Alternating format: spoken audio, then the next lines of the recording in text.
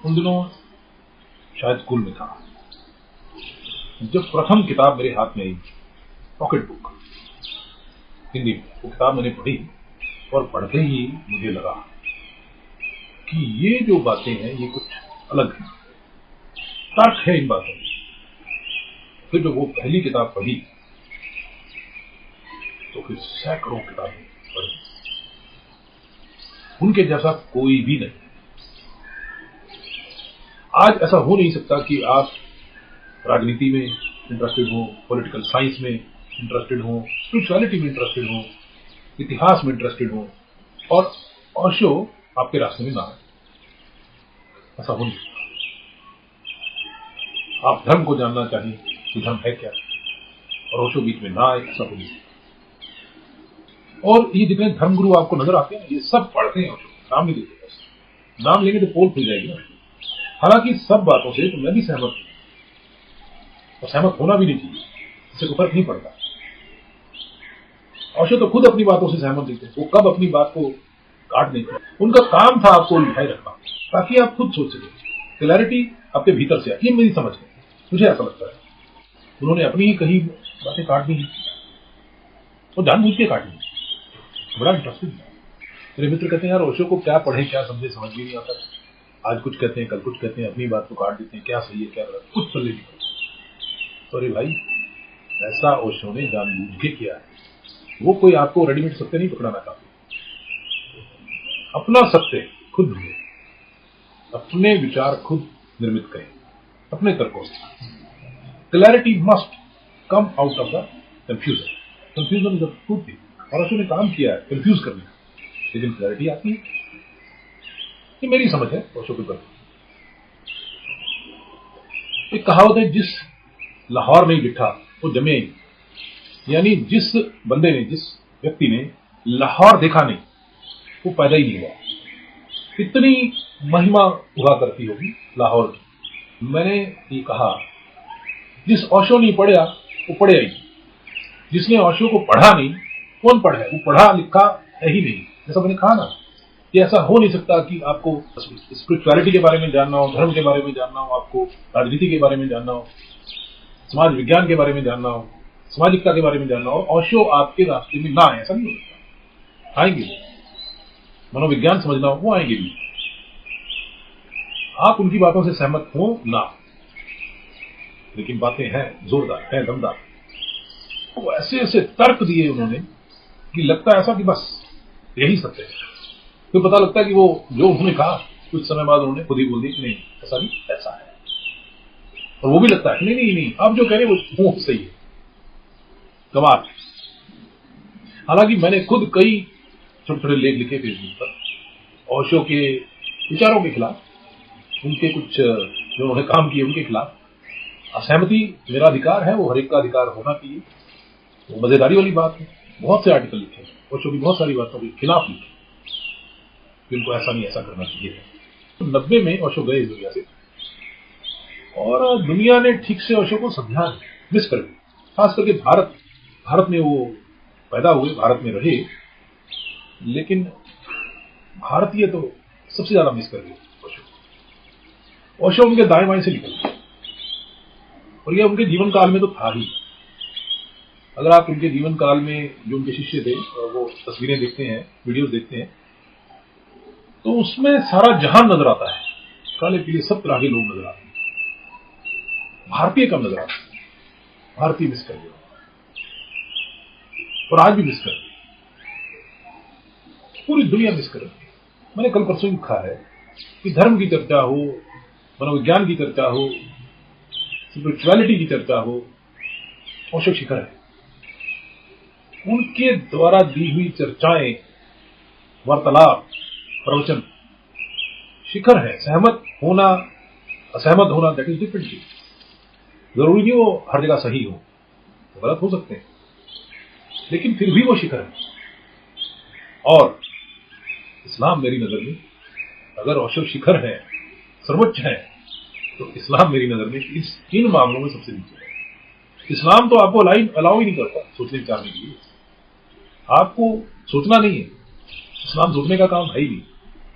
इस्लाम तो बस फॉलो करने का काम है। और ओशो तो कहते हैं कि सोचो, विचार करो। और मेरा भी यही मानना है कि कुदरत ने बुद्धि दी है सोचने के लिए, विवेक, ये जो यहाँ है ना, इनको प्रयोग करने के लिए। और ये सारा धार्मिक तंत्र है ना, ये जकड़ता है इसको। बस ये प्रयोग मत करो, हमने जो किताब दे दी वो पढ़ो, उसके मुताबिक करो। और सबसे ज्यादा इसमें इस्लाम बिल्कुल अलाउ नहीं करता सोच विचार। इसलिए मैंने बोला कि सबसे ऊपर सर्वोच्च अगर है तो वो ओशो है, और सबसे नीचे अगर पिछले पायदान के मैं देखता हूं किसी विचारधारा को, किसी आइडियोलॉजी को, तो वो इस्लाम है। ओशो, उनकी चर्चाएं, उनके वार्तालाप जब आप सुनते हैं, यूट्यूब पर अवेलेबल है, तो एक खास चीज देखने वाली, वो जीवित ध्यान है, समाधि है। आप जब उन्हें देखेंगे तो बीच बीच में आपको लगेगा कि ये जो व्यक्ति है ये स्थिर हो गया एकदम। बुद्ध, उन्होंने कहा भी है कि ये जो बुद्ध शब्द आया ये बुद्ध से आया है, कि बुद्ध अपने जीवन काल में बहुत बार ऐसे लगते थे जैसे कोई मूर्ति। और ऐसा ओशो के बारे में भी, आप उनको देखिए, उनके वीडियोज अवेलेबल हैं, और ये हमारी खुशकिस्मती है। आंख नहीं झपकते, इतनी शांति, इतनी स्थिरता।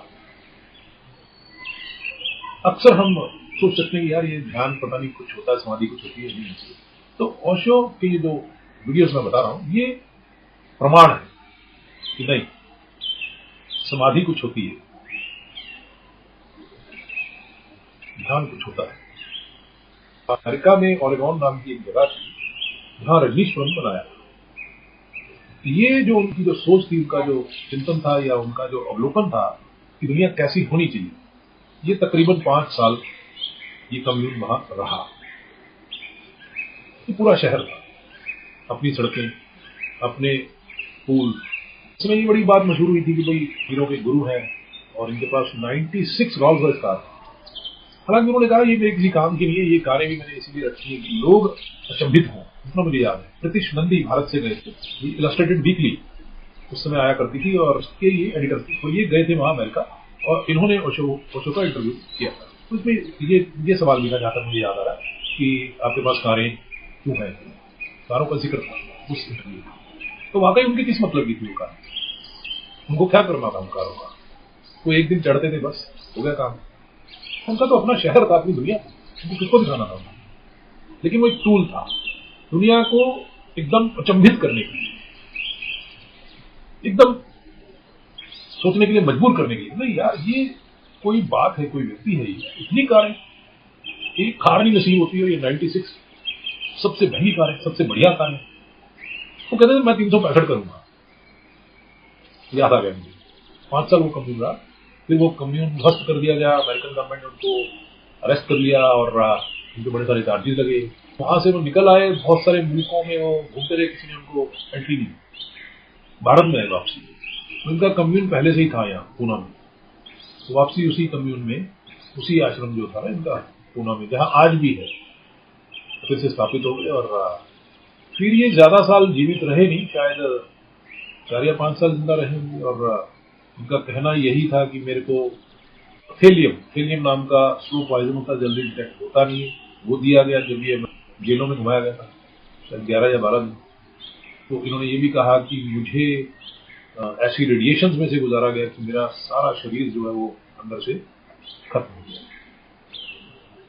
58 ईयर्स के थे जब ये सिधार गए। किताबें हैं, लिखी इन्होंने एक भी नहीं, सब बोली, सब बोला, जो भी बोला वो किताब में। सालों तक ये प्रवचन करते थे, पहले भारत में करते रहे, तो वहां अमेरिका में भी ये काफी समय तो मौन रहे, लेकिन फिर जब बोलते थे तो आग उगलते थे। सब किताबें मौजूद हैं, ये खुशकिस्मती है, और इनके ऑडियो मौजूद है, वीडियोज मौजूद है। ये पूरी दुनिया की खुशकिस्मती है। यूट्यूब पर बहुत, इंटरनेट पर बहुत मटेरियल का, शायद सारा ही मटेरियल होगा, लगभग सारा होगा। तो ये बड़ी अच्छी बात है। आज हमें ये नहीं पता लगता कि क्या जो भी पीछे महापुरुष, महान व्यक्तित्व रहे हैं, उन्होंने क्या एग्जैक्टली बोला, क्या नहीं बोला। मैं यही सलाह दूंगा सबको, जैसा मैंने कहा कि जिस ओशो नहीं पढ़ा वो पढ़े ही।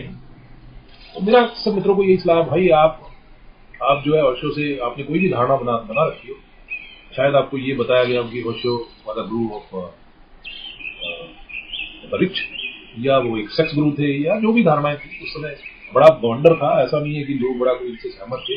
मुझे याद है मैं जब ये अमेरिका में थे और जब अरेस्ट कर लिया गया था उससे पहले भी, तो मैं बठिंडा में था और वहाँ पब्लिक लाइब्रेरी थी, मैं लगभग रोज जाया करता था और जितने मैगजीन आते थे, जितने न्यूज़पेपर आते थे, हिंदी इंग्लिश सब, हर एक में लगभग हर एक में ओशो के बारे में आर्टिकल्स, सब नेगेटिव, सब निंदा। मैं हालांकि मैं टीनेज में था और मैं ओशो को काफी पढ़ चुका था और मैं बड़ा हैरान होता था, मुझे बड़ा गुस्सा आता था, यार ये कैसे मूर्ख लोग हैं, इन्होंने समझा ही नहीं, तर्क तो समझा नहीं, बस ये बड़ा मतलब शैलो किस्म के लोग लिखा करते थे पत्रकारिता, उनको पता कख नहीं था।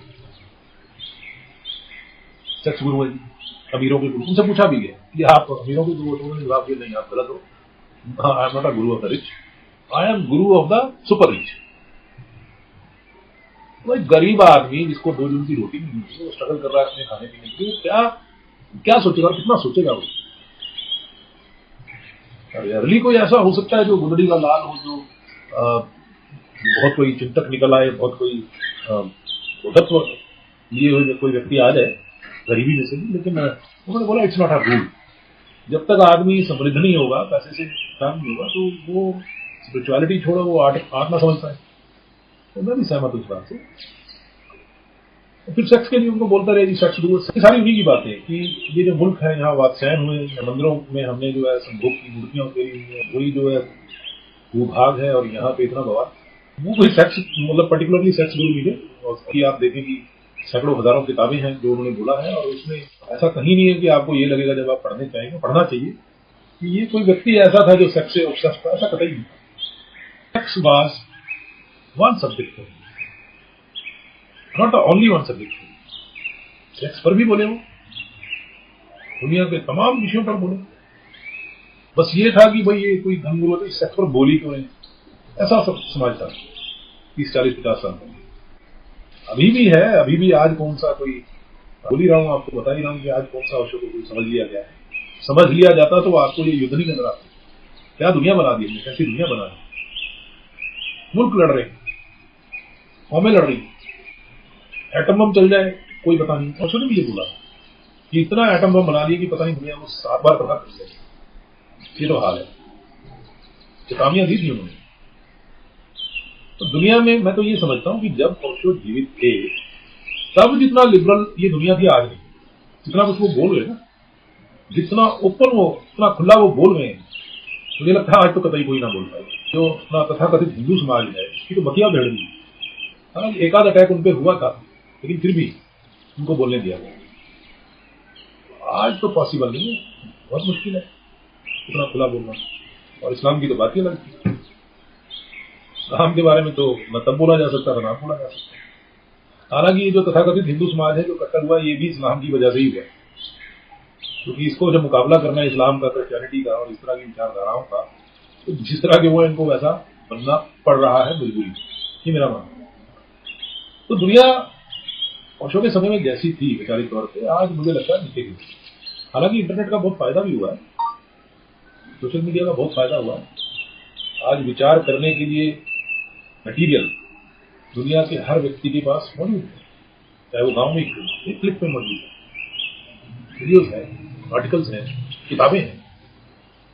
तो ये अच्छी बात है, लेकिन कट्टरता, बुद्धिहीनता, ये मुझे लगता है पहले से बढ़ गई।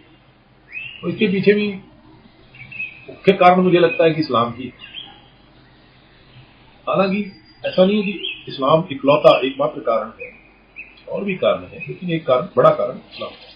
ओशो ने इस्लाम का विरोध जानते कब किया? बिल्कुल आखिरी में।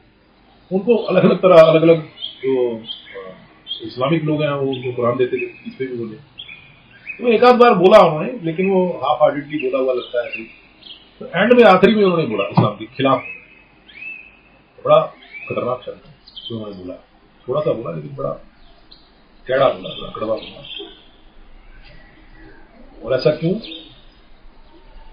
उन्होंने अपने प्राइम में क्यों नहीं बोला? तो इसलिए नहीं बोला, वो मालूम था ये जो धार थी उनकी बोलने की।